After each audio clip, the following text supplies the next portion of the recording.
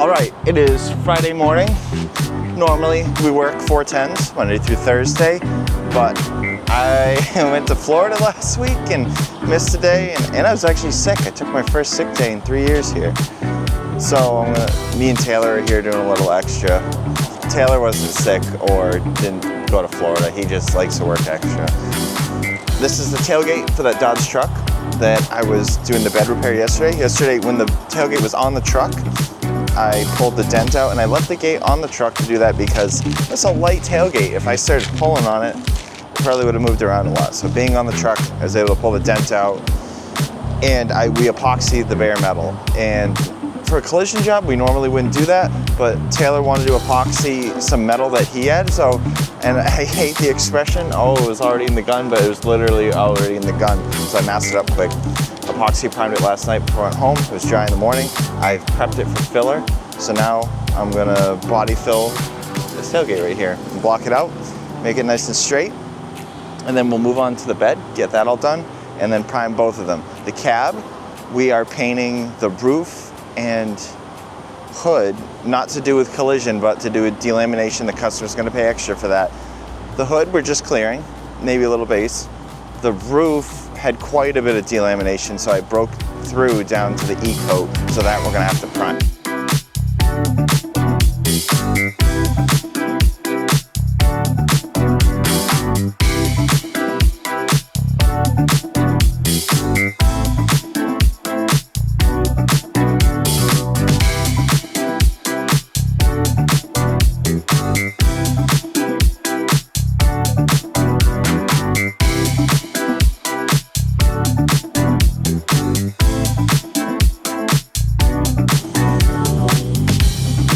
So, we have the Dodge bed here on our collision job. Last time I talked on the camera was at the tailgate. Truck got hit from the rear, and it looks like it also got hit from the side here. There's a bunch of damage. So there was a buckle, and this was pushed in, and this was pushed into. So I really should have filmed it, but I didn't.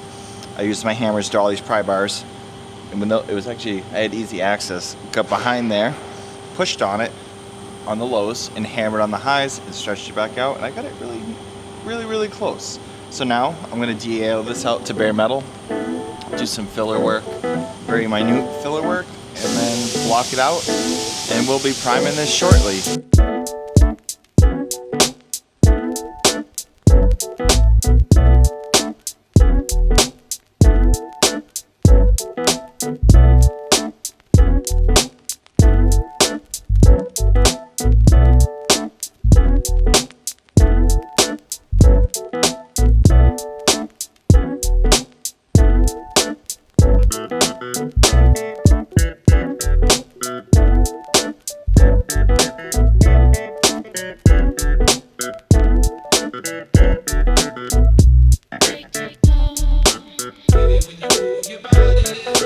Okay, so lately we haven't been doing much tech talk about, kind of breaking down what we're doing. We kind of just say, hey, this is what we're doing, how we're doing it, but I'm waiting for my filler to dry. I got a minute, so might as well talk. We had a buckle here from collision damage. My metal worked it out, and I was very careful with the hammer and the pry bar on the dolly of when I was hammer on dolly and hammer off dolly, because the hammer on dolly is going to stretch the metal. You're smashing the metal together, it's going to stretch it. So most of mine was hammer off dolly. Like, to illustrate that, like, let's say I'm pushing here, I'd be hammering here, and I wouldn't be metal to metal. Well, I was on metal, but not from the back and the front together. That would be stretching. I was just trying to move the metal around, and I got it really close. And I kept, when I was doing all that, I left all the shiny paint on here so I could look at it and see my highs and lows. I like using the paint as a tool like that when we can. When I stripped it, I used a DA with 180 and stripped it back to here. The reason I used 180 is because this paint is pretty hard, and there's no filler or old stuff. This is a collision job. I'm just sanding, probably clear, base, sealer, something like that. I feel like when you use a grit that's too aggressive, like 80 or something, it's so aggressive that the sander's trying really hard and it can't cut through it, and I feel like a little bit finer of a grit, like a 180 and 120, cuts through it really fast. And once I had where I wanted my bare metal, then I went back with 80 to give the metal a nice 80 grit tooth for my filler to stick to.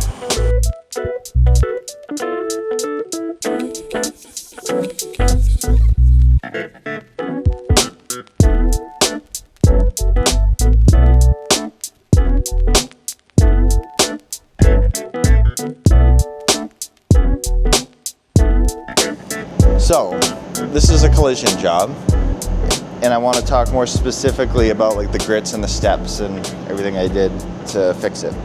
This truck was hit from the rear and kind of hit from the side, had a dent here and a dent down here, and was kind of pushed in a little bit. Not bad, very fixable.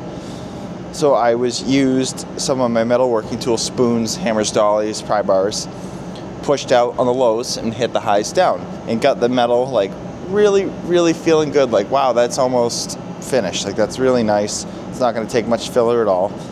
Then I used a 180 grit to strip all of the paint back, because this being a collision job, maybe every once in a while you find an old repair, but generally speaking, they're just going to be clear, base, and sealer. And usually, if it's a brand new truck or a newer truck, they kind of, materials are expensive. So these newer vehicles don't have much for mill thickness or much for material. So it stripped off very easy. I can't scientifically explain it why, but a higher grit like 180 cuts through it faster. And then once I get to my bare metal where the filler's going to be, then I go over with 80. So that 80 grit gives my filler a really good tooth for it to adhere to the metal. And I made sure that it was really clean also. I used a pre-cleaner and an acetone to get the metal clean. Then I applied my filler directly over metal, which most of our resto jobs we put it over epoxy. I applied my filler very thin, exactly where I wanted it. I made sure I feathered it out and had a nice ramp into my transition where my bare metal was. And normally we start blocking like our filler with like a 40 or an 80 grit. I went right with 120 on this. It was thinner.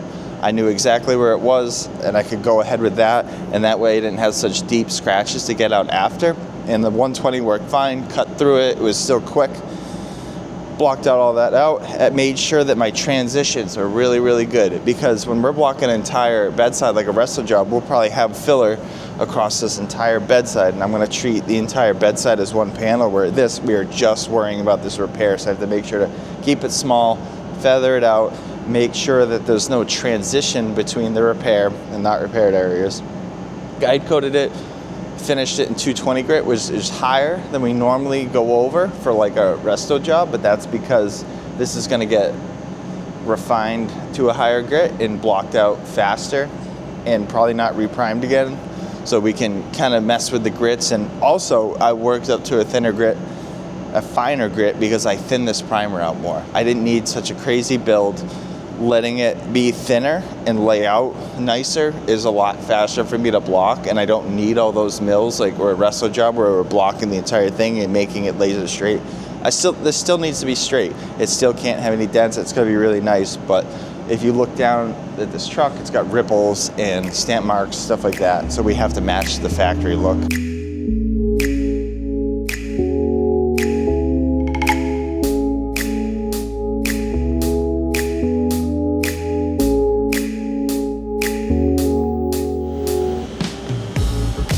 Okay, it's Monday morning. I'm going to be working on our 6400 project. The bed got painted last week, so our next objective is to paint the cab, obviously. It's in polyester primer. I'm going to start blocking it out for hopefully paint. If there's any things we need to address or fix or reprime, we will address that when we do, but I'm going to focus on getting it ready for paint. And like I said, if there's things we need to address, fix, reprime, we'll do those as we see needed.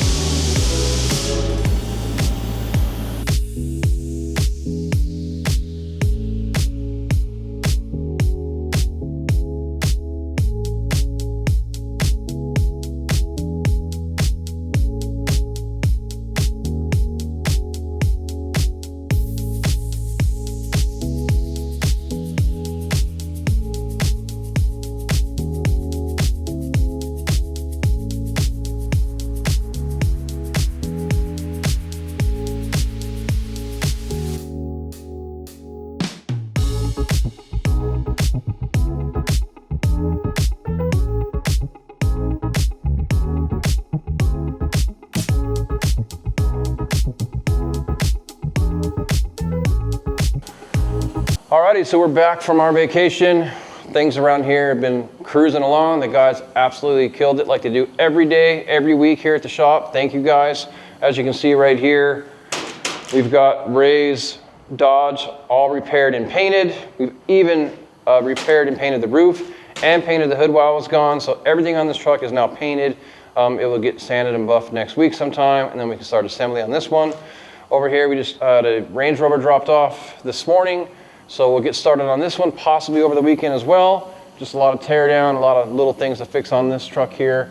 I think we're shooting the whole other side, the front end and the back of this one here.